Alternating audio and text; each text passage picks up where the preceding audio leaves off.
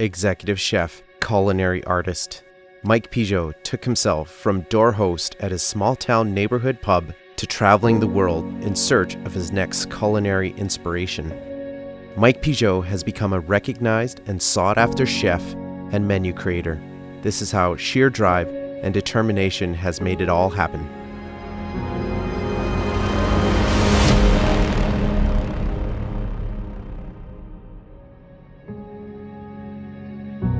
How did all of this get started?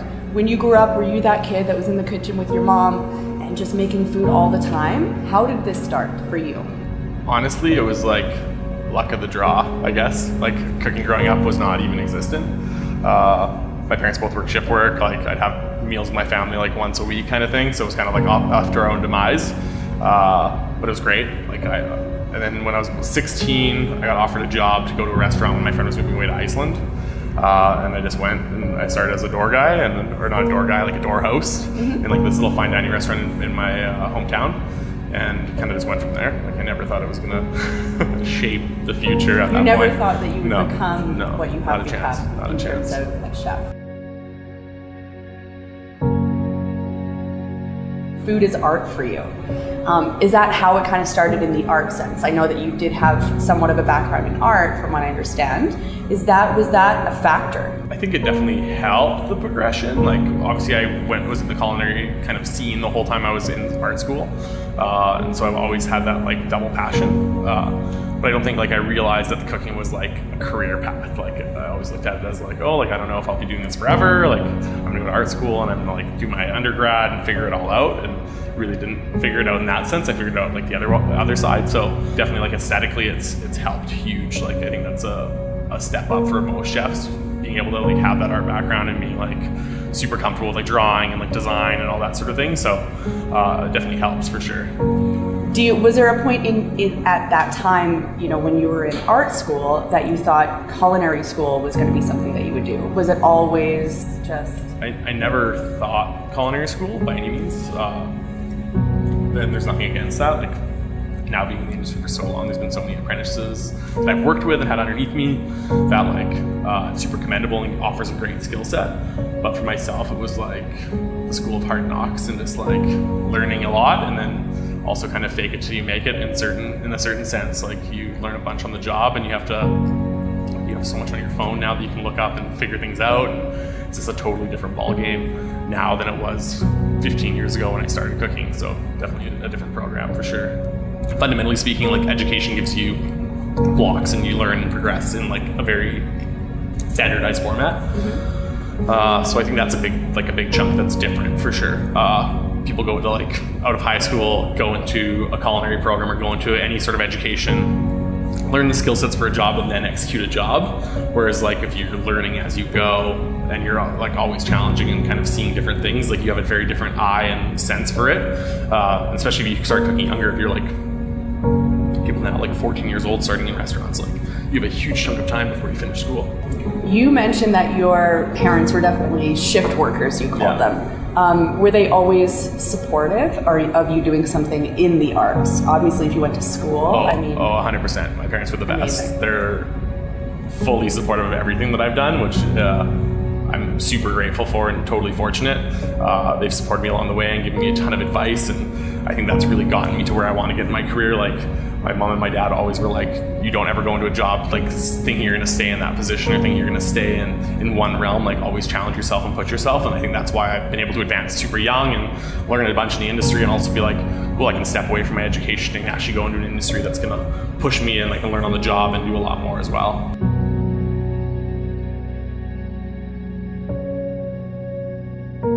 When you were in school and in art school, how did you go from being in art school to becoming a chef? What was that pivotal moment? Do you remember what that moment was like? It was insanity for sure. I think being in art school, and I cooked the whole time. So I was actually at a restaurant downtown Calgary when I was at ACAD, and they're basically like, hey, the chef's leaving, you want to take on this role? And I was like, hey, can we balance with my school schedule? So like super naive of myself, I think a little bit, like looking back at it now, but also a great learning tool for myself of hey, I'm going to go to school full time, like 40 hours a week, and then work in a restaurant every single hour that I'm not in school, try to finish my degree. So like pretty ambitious, but I think it also gave me a lot of assets of like always wanting to put the work in. Like you want to succeed at both sides of it. So I would literally, like on like Monday, for example, I'd go into the restaurant at 6 a.m, count inventory, set up some of the stuff in the back end, finish the schedules for the next week, go to school for 9 a.m, do that till lunch, and then come expo lunch service or cook lunch service downtown, and then go back to school for the afternoon, and then go back and work service at night. So it was like a constant program that was like, I like remember there was times that I worked like 45, 50 days straight when I was in school just to like try and do it. But I definitely think it taught me a lot of skill sets and also really pushed myself to advance. So I think after I left that, it made my whole career kind of a little bit easier.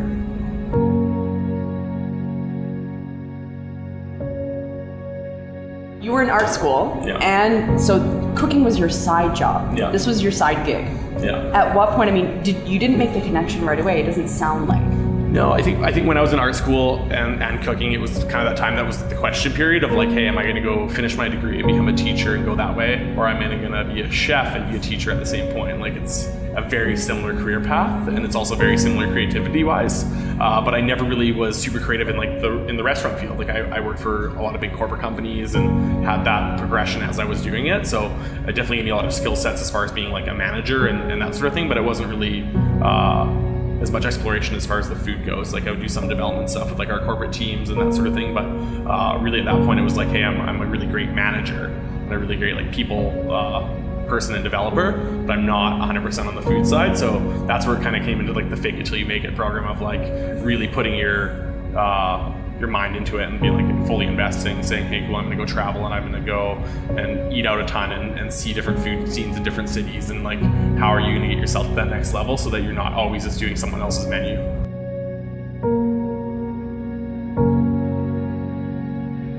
So you've been cooking for the last 15 years. Yeah. Do you remember way back when you started, do you remember the first few dishes that you made, or some of the first dishes that you created, and what inspired you to keep doing this? I think initially, like there wasn't, like the creative side wasn't there. Like it was just like, oh, it's like a fun summer job, or like it's a fun like off time job. But the first time I was type of creative with it was like I was working at Tofino. The chef and sous chef left the restaurant that I was at the time, and basically it was like free for all for me to like kind of explore and create, which I never had before. It was like first time ever like Keys to the Kingdom without really having the knowledge set to like fully do it. But then you also learn like what works and like what people like, and it just changes based on like the clientele that you have depending on what restaurant you're in. So definitely interesting for sure. So how many styles of food then have you created?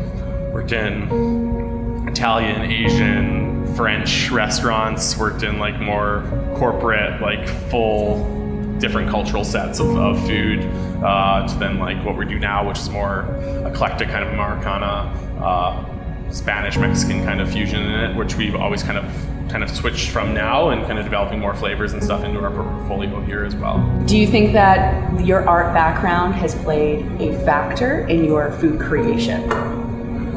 Yes and no. I think it gave me the critical thinking point. Like at art school, you can't make a picture just to make a picture. It has to have meaning behind it. It has to have a story behind it. It has to have some sort of theory behind it to develop. And I think with food, I look at it the same way, similarly now.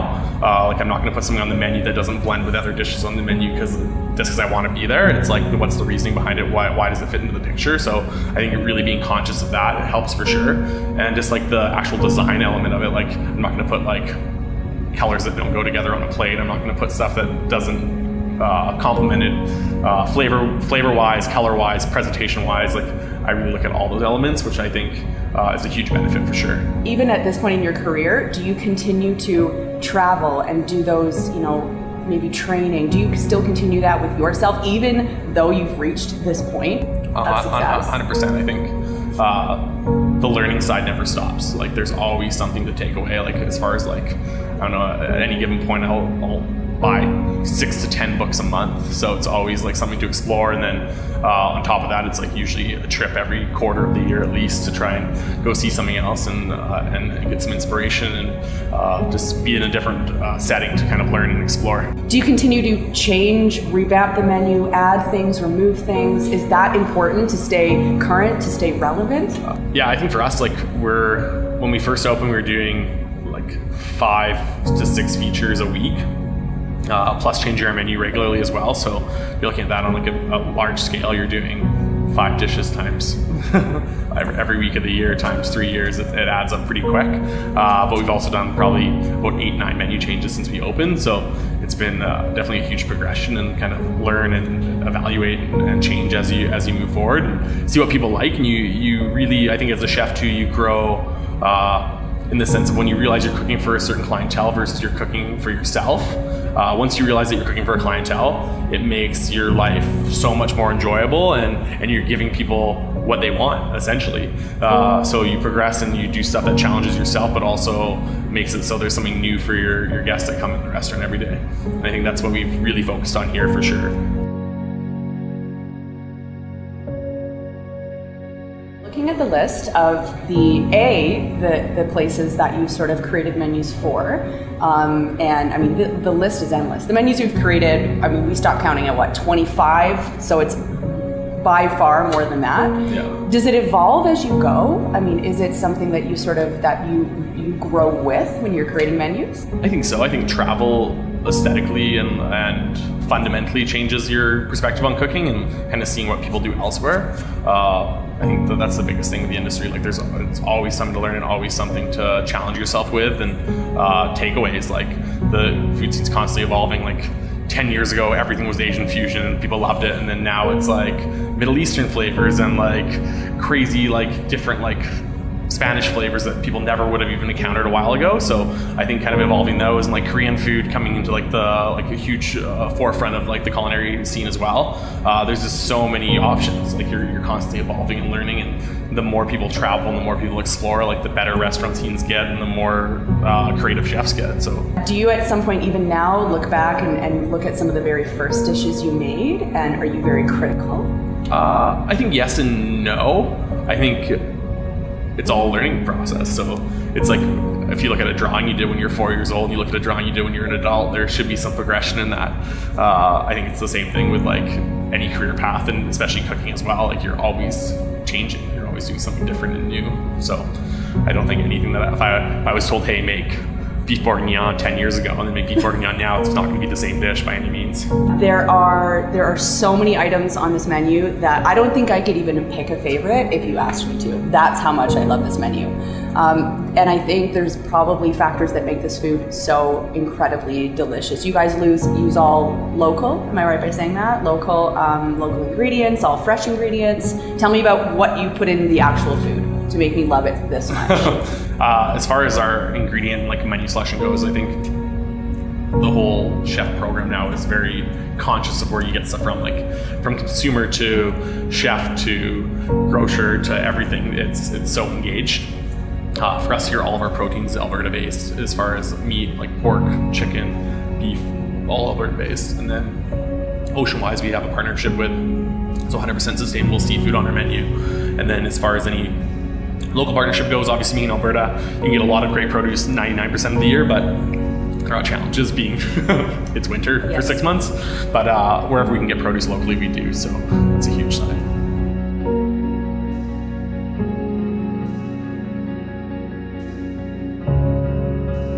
Do you think you have to be okay with failure to do this for a living? Oh yeah, 100%. If you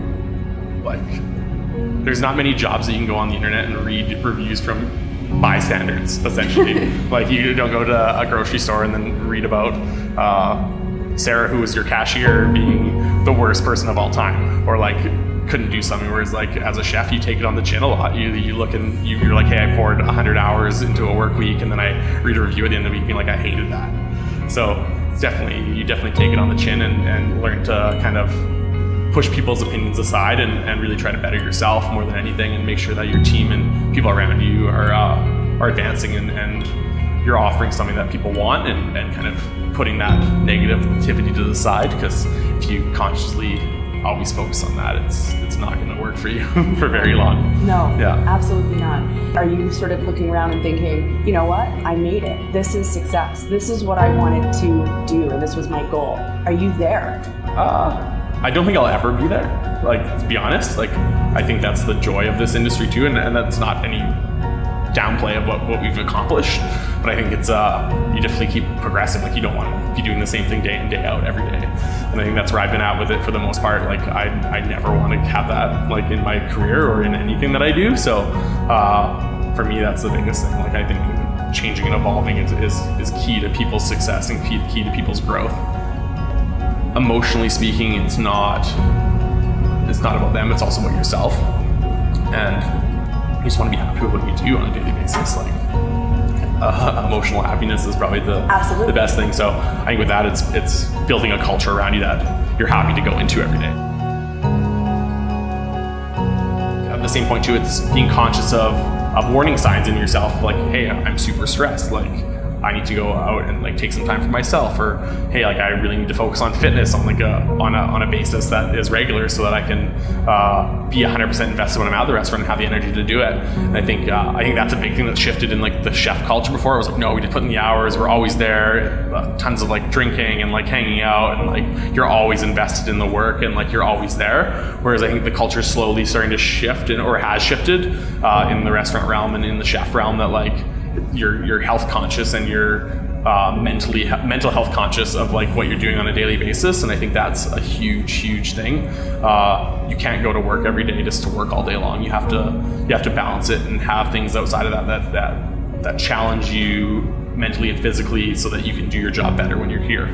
And I think that's probably the biggest side of it, and something that I've really taken to heart the last 2 years, and for sure have like thought about it for the last like 4 years. And so that's really kind of changed my progression of what I've been doing. Like, I don't want to be stagnant in my personal life or in my professional life.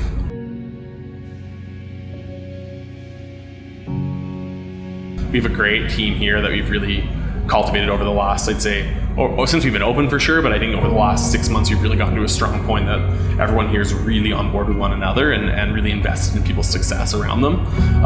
Like, I have a great GM, great management team, great chef here, great sous chef as well.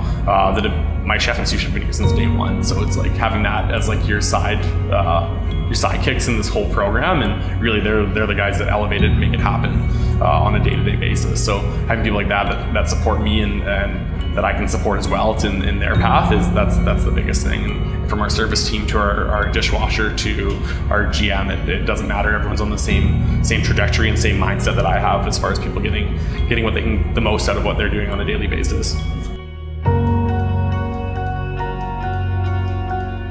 Have you always given back to the community in that sense since you opened?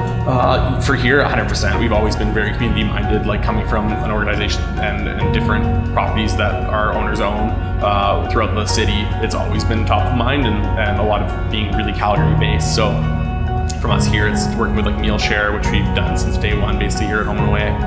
They're an amazing partner to like Kids Sport, to Ocean Wise, to a bunch of other options that we have, and a bunch of other people that we work with daily is huge for us. And I think it offers peace of mind to our clientele, but also offers something that our team and everyone can buy into, and they really want to see the community engagement. They really want to see our community grow and be better. And I think that's been a huge push in like the scene in general in the last, like, I'd say 5 years with restaurants, is how do you be a better neighbor?